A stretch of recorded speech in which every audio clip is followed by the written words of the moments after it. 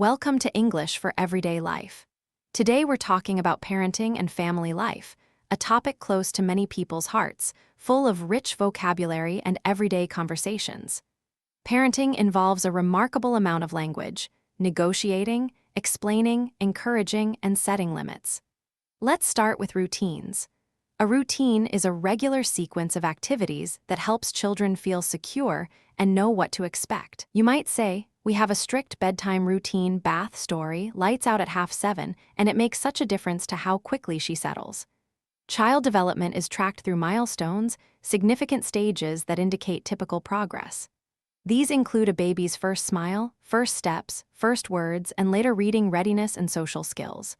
You might say, he said his first full sentence at 18 months, we were so surprised. Or, she was a late walker, didn't take her first steps until 14 months, but she was fine.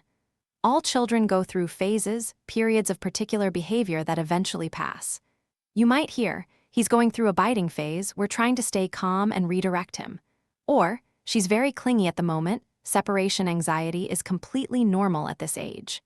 Setting boundaries, clear rules, and expectations is a central part of parenting. You might say, we've agreed on no screens at mealtimes and no devices after 8 o'clock.